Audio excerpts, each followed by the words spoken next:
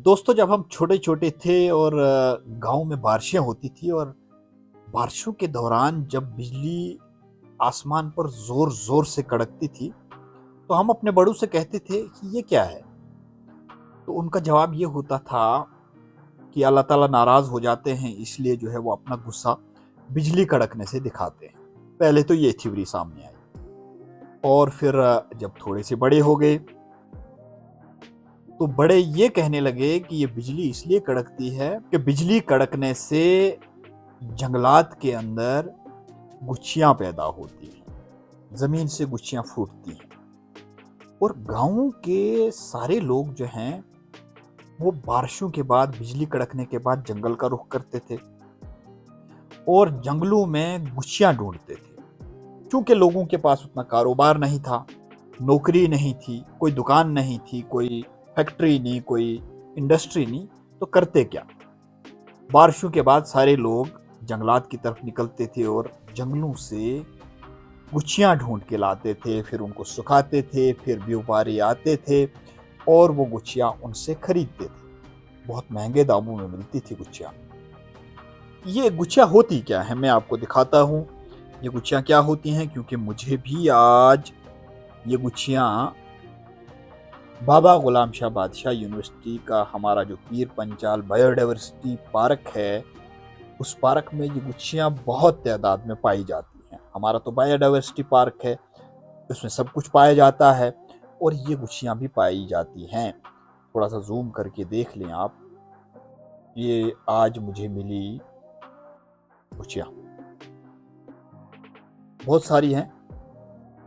कुछ दिखा रहा हूँ आपको, बिल्कुल ताज़ा है, अभी अभी जो है तोड़ के लाई हुई हैं और इनका साइज भी अच्छा खासा है, आप देख रहे होंगे।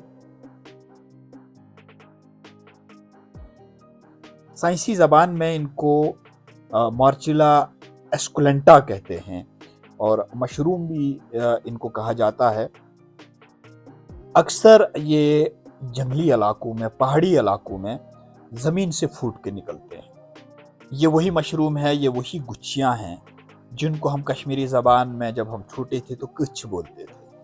ये वही कुछ है जिनके लिए हम बचपन में जंगलों में जाते थे और पूरा पूरा दिन जंगल में लगाते थे और ये गुच्छियाँ जब हमें मिलती थी, जिनको हम कुछ बोलते थे कश्मीरी ज़बान में, ये हमें मिलती थी और शाम के वक्त उनको जमा किया जाता था, फिर इनको सुखाया जाता था और इनकी लड़ियाँ बनाते थे हम। इनके बीच में जो है वो डाल के धागा डाल के और इनको ऐसे सुखाने के लिए लटकाया जाता था और जब ये सूख जाती थी उसके बाद जो है वो व्यापारी जम्मू से आते थे और वो अपने तराजू में तोल के इसको ले जाते थे। आज भी इसकी बहुत कीमत है, बहुत कीमती है ये, और 30 से 40 हज़ार रुपये पर किलो के हिसाब से आज भी ये फरोख्त किया जाता है बाजार में।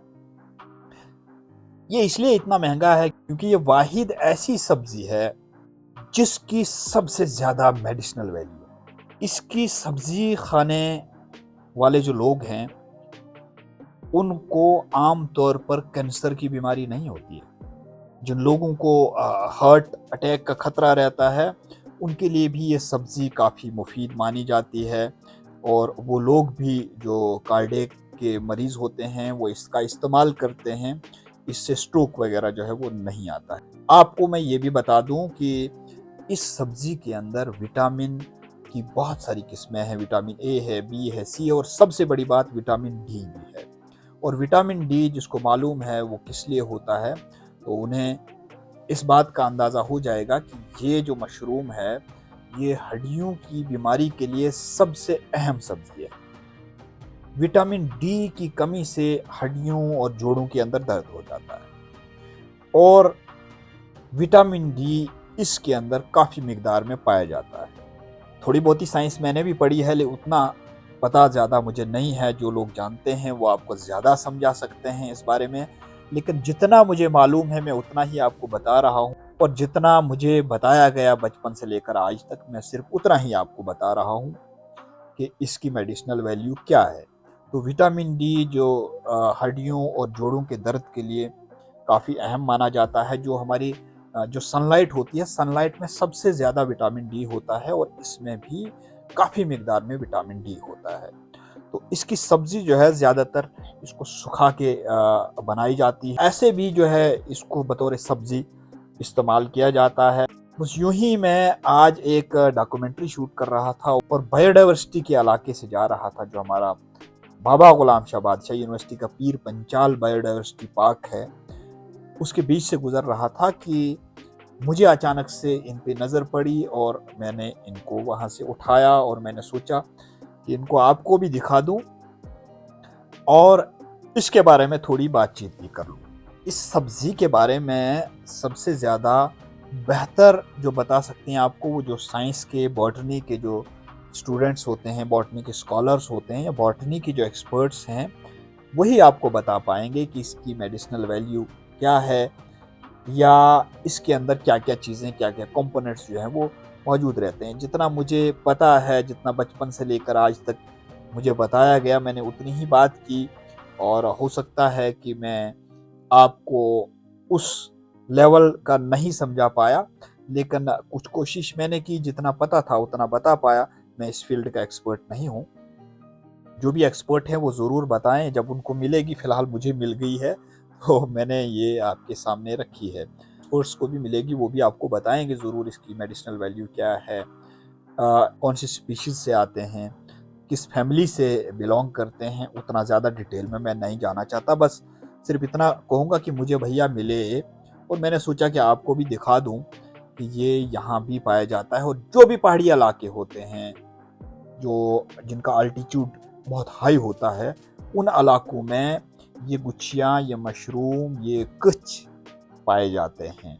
अब देखता हूँ इनको सुखाएँगे या ऐसे ही खाएँगे, ये फैसला तो बाद में करेंगे। आपसे फिर किसी वक़्त मुलाकात करूँगा। अस्सलाम वालेकुम। दोस्तों, मैं आपके सिर्फ 5 सेकंड लूँगा। मेरा एक यूट्यूब विंडो है जिसका नाम ज़ाकिर मलिक भलेसी है। मुझे उम्मीद है कि आपने सब्सक्राइब किया होगा। अगर नहीं किया है तो आपसे गुजारिश है कि उसे सब्सक्राइब ज़रूर करें। इसके अलावा मेरा एक फेसबुक पेज है जिसका नाम पॉजिटिव वाइब्स विद ज़ाकिर भलेसी है और उस पे यही लोगो लगा है। मुझे उम्मीद है कि आप उसे भी फॉलो करेंगे, लाइक करेंगे और जो मेरे वीडियोज़ आते हैं उनको आप ज़रूर शेयर करेंगे। बहुत-बहुत शुक्रिया।